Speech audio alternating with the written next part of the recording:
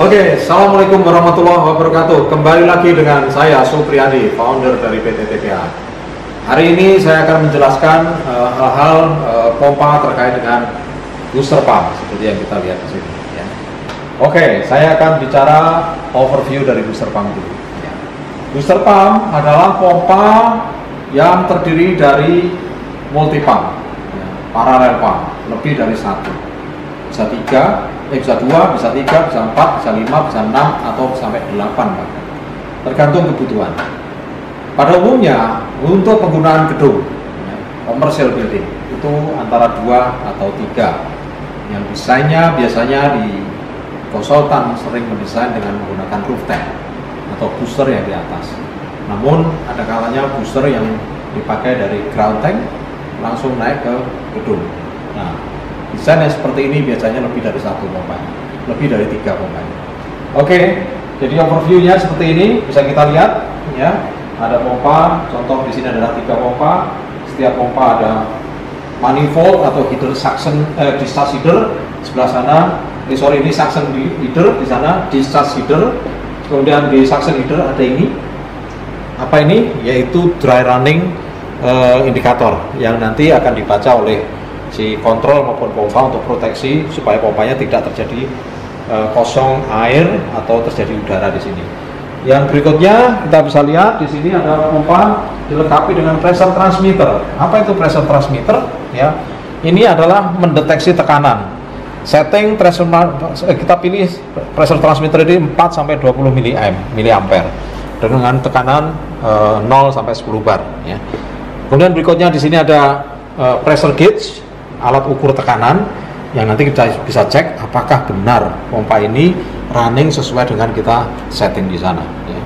Lalu tiap pompa ada check valve, ini dipasang di sisi discharge, ya, karena anggapannya adalah karena pompa atau air ada di sisi atas pompa atau positif suction. Namun kalau pompa di negatif suction, check valve ada di sebelah sisi hisap. Ya. Ini konsepnya, ya. Kemudian kita punya kontrol valve, ya. Kontrol valve ini untuk mengatur sedemikian rupa agar pompa ini bisa kita robah flow-nya atau tekanannya menggunakan kontrol valve ini. Oke, kita lihat konsep desain kenapa kok ada booster pump, ya. Mengapa booster pump ini penting? Ya. Nah, booster pump pada umumnya adalah untuk menjawab tantangan penggunaan air, di mana penggunaan airnya adalah fluktuatif seperti ini. Nah, kita lihat cas ini, sebentar ini kita ada waktu di sini, time dalam 24 jam, kemudian vertikal ini flow demand, ya, berapa persen kebutuhan dan lain-lain.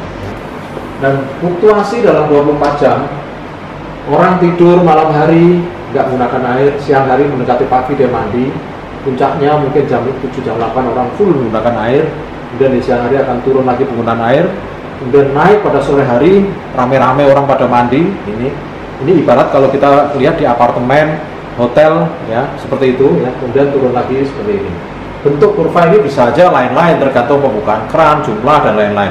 Namun yang menjadi concern di sini, jangan sampai pada tekanan rendah, pada tekanan tinggi, pada rendah tekanannya ketinggian, pada flow tinggi, airnya habis, tekanannya habis. Gimana orang mandi di bathroom, ya, dengan shower misalnya. Ketika orang rame-rame mandi maksimal 100%, ternyata airnya kecil, ya kan? Itu berarti tidak nyaman. Jadi konsep booster ini harus memenuhi 3 hal ini. Yang pertama, reliability, ada backup pump. Yang kedua, comfort, constant pressure, whatever atau berapapun flow kapasitas yang bekerja di situ, tekanan tidak boleh kurang. Yang ketiga berikutnya adalah energy cost. Jangan sampai biaya electricity cost itu membebani sekali dari sistem booster ini. Oleh karena itu, bayangkan kalau kita punya bentuk curve seperti ini, profile konsumsi, demand, ya. Kita bisa lihat ketika low flow, satu pompa running. Low flow, satu pompa running. Kalau kecil sekali kita bisa pasang VSD, variable speed drive, sehingga bisa menjawab tantangan flow berapapun. Ketika naik di sini, tadi kan di sini, ya, di sini dia naik menuju ke sini, maka 2 pompa running. pada puncaknya di sini menuju puncak sini, maka 3 pompa running. Begitu turun kembali ke sini, maka 2 pompa running. Ini masih 2 pompa running. Masuk ke sini 3 pompa running, dan ketika turun ke sini, maka pompanya hanya 1 yang running, variable speed. Nah, perubahan flow ini harus tetap menjawab constant pressure. Tekanan tidak boleh drop di titik kran, ya, di mana orang mandi, di mana orang membutuhkan minimum pressure. Nah, oleh karena itu kita bisa bandingkan. Seandainya ini pompa ini cuma 1 saja tapi besar, ya, ketika running di kecil, ya KW-nya besar, tekanan berlebih. Tapi ketika running di flow yang besar yang paling tinggi, maka umumnya tekanan drop, ya, terus kemudian listrik energi cost-nya sangat tinggi sekali. Karena apa? Efisiensi daripada pompa ini yang single state atau umur 1 pompa ini akan menjadi sangat buruk. Padahal kita pengen setiap perubahan flow ini semua efisiensi harus top, harus maksimal. Oleh karena itu jawabannya harus menggunakan booster, ya. Booster apa? VSD, variable speed drive, ya. Ini yang tepat untuk menjawab tantangan kebutuhan profile demand di sistem booster. Oke, mari kita lihat di demo kita, ya. Oke, kita kembali lagi melakukan testing untuk pompa booster, ya. Kita coba demokan 3 pompa secara paralel dengan speed seperti yang kita lihat seperti ini. Ini adalah mikroprosesor, ya. Mikroprosesor ini adalah otaknya, sedangkan ini adalah VSD, variable speed drive, yang diatur oleh mikroprosesor ini. Oke, kita bisa set, kita bisa runningkan pompa-pompanya, ya. Statusnya kita rubah ke operation, ya. Kemudian kita buka keran. Mungkin harus ada yang buka keran, ya, harusnya. Karena kalau kita buka keran, sini Mas, buka keran, ya, kita buka slowly, pelan-pelan. Sekarang tekanan berapa ini? Di sini tekanan di sini adalah menunjukkan 1,3 bar, ya. 1,3 bar, ya. Ya, 1,3 bar kurang lebih. Sama dengan yang ada di sini. Setting kita 1,3 bar. Kita setting 1,3 bar. Oke. Sekarang kita buka. Nah, maka pompa yang tengah ini running, pompa 1 ini running. Ya, ini karena airnya nanggung, maka pompanya akan banting, hidup mati. Ya, sebenarnya karena ada tangki sehingga dia tidak terlalu banting. Kalau tangkinya tidak ada atau terlalu kecil, maka dia lebih sering banting. Ya. Sekarang kita buka lebih banyak, ya. Maka pompa yang berikutnya ini running. Jadi kita sekarang memiliki 2 pompa running. Ya. Nah, kita bisa lihat di sini. Meskipun 2 pompa running, dia tetap menjaga tekanan 1,3 bar. Ini realnya 1,3 bar. Ini real. Di sana juga 1,3. Kalau dilihat di sini, ya, ini juga 1,3. Artinya tidak ada bedanya. Memang booster ini membuat tekanan konstan di keran-keran. Ya, di ujung tekanan tetap konstan 1,3. Ya, di sini kita bisa lihat 1,3. Ya. Kalau itu dibuka lagi,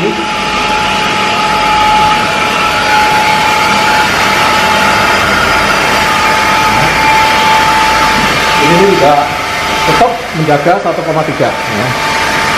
Kita bisa lihat di sini.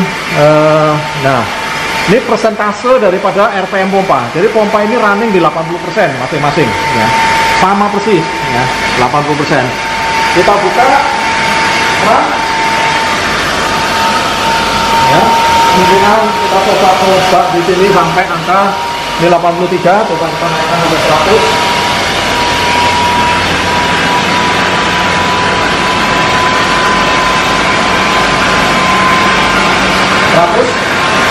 100% kan?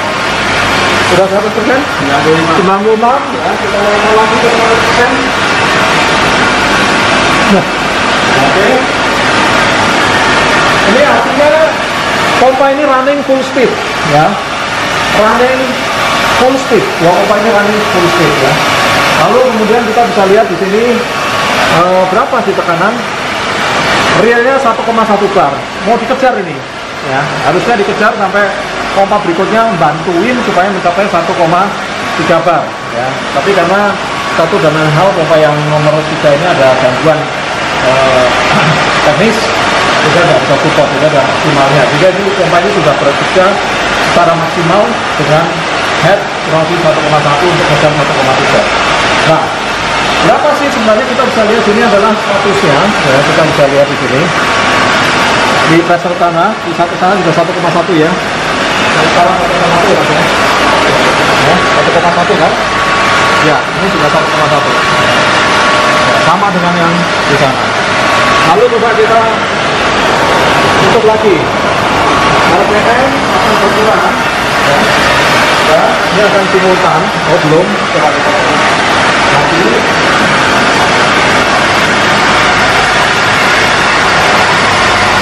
Oke, ini pasti sudah berkurang. Sekarang kondisinya mencapai 93%. Terus turun terus ya. Tergantung dia ada waktu ya. Waktu sampai ini angka ini stabil di RPM yang sama. Jadi 82%, 65% ya. Terus kalau saya cek, saya kontrol valve-nya, maka ini turun sampai terus akan turun.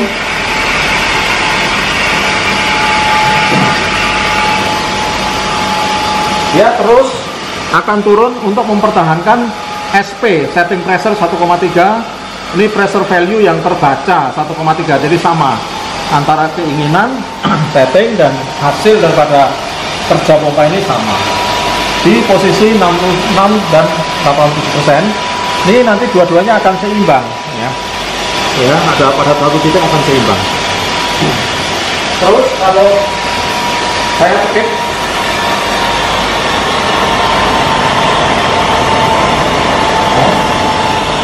ya. Ini 46 dan 76% terus ya. Mungkin Pak Abel bisa bantu ngecek kali di situ. Tutup.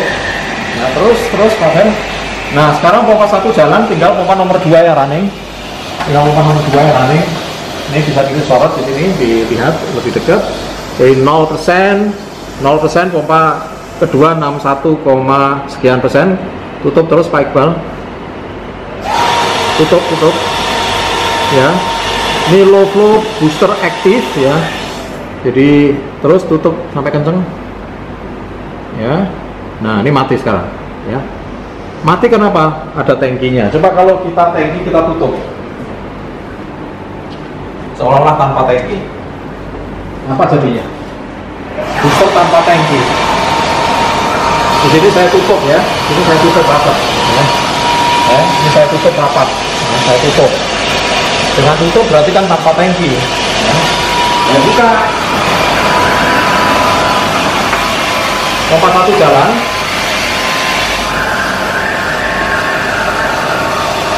Pompa 2 jalan ya. Sekarang dua pompa jalan, kita bisa lihat 67% dan 100% ya. Ini pada titiknya akan menyeimbangkan nanti ya. Oke, masih ngejar di pompa nomor satunya ya. Sedangkan pompa nomor 2 turun, nomor 1 naik. Nomor 2 turun, nomor 1 naik, sehingga nanti dua-duanya sama. Ini 85, 87, 86. Jadi RPM-nya sama sekarang, persis sama ya. Itu cara kerja pompa itu. Nah, sekarang kalau saya tutup ya. Sekarang saya tutup.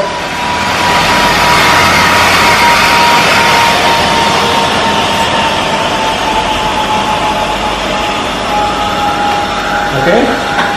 Pompa masih jalan. Pompa masih jalan ya, dua pompa jalan. Pertanyaannya adalah kapan matinya ya, karena di sini saya tutup ya. Ini tangki, jalur tangki saya tutup ya. Sehingga pertanyaannya kapan matinya. Nah, ini reason Bapak Ibu sekalian ya, bahwa tangki ini penting. Kita lihat pompa tidak pernah mati kalau tidak ada tangkinya ya. Pompa nggak bisa mati, muter terus seperti ini. Bahkan ini RPM-nya di atas 50%. Berapa listriknya di atas 50%? Ya lumayan konsumsi listrik ya kan. Nah, ini yang menjadi problem pada umumnya, sehingga kita berpikir bahwa ini memakan listrik 300 nih di sini Mas, di sini bisa kelihatan data-data sheetnya bahwa pompa berputar 69%, KW-nya 300 watt ya, listriknya memakan 2 kilowatt jam. Ini bisa kita lihat datanya ini, artinya pompa harusnya mati tapi makan listrik 300 watt kali 2 ya, karena running 2 pompa kan, jadi kali 2 600 watt, sayang kan ya. Jadi kalau saya kasih tangki, nah saya hidupkan, saya connect dengan tangki. Sekarang kita lihat operasionalnya ya, operasionalnya. Nah ini RPM mengecil 5756, terus mengecil, terus mengecil. Bisa kita lihat pada satu saat atau titiknya dia akan mati ya. Dan kita bisa cek lagi di sini berapa wattnya, 100 watt ya. Terus turun 100 watt sampai kemudian menjadi 0 watt ya. Itulah, nah sekarang 0 watt ya, karena mati. Kenapa? Karena tangkinya saya buka ya. Itu oke ya. Jadi itu tadi mengenai booster. Sekali lagi, sebelum melakukan setting apapun mengenai booster pump ini, penting kiranya kita lihat yang pertama adalah nameplate ya. Di sini ada nameplate pompa ya. Nameplate pompa bisa kita perlihatkan di sini kapasitas berapa. Yang penting kita lihat itu headnya. Head tertera di sini 22 meter. Artinya pompa ini maksimal 22 meter. Ketika kita melakukan setting di sini ya, kita lakukan setting di sini ya, kita setting misalnya angka-angkanya ini oke, turun. Nah, setting yang kita berikan ini tidak boleh lebih dari angka 2,2 bar ya. Ini kita setting dalam ini 1,3. Jadi tidak bisa lebih dari 2,2 bar ya. Kemudian kita lakukan setting. Setelah kita lakukan setting, baru kita bisa menjalankan prosedur penjalanan pompa. Namun sebelumnya harus pastikan semua air ini terisi dengan pipa ini terisi air dengan penuh. Demikian, kalau ada pertanyaan silahkan ditulis di komen, nanti akan saya jawab dengan sebaik-baiknya ya. Mungkin lebih detail lagi kalau ada komunikasi, dan jangan lupa di subscribe ya. Terima kasih. Wassalamualaikum warahmatullahi wabarakatuh.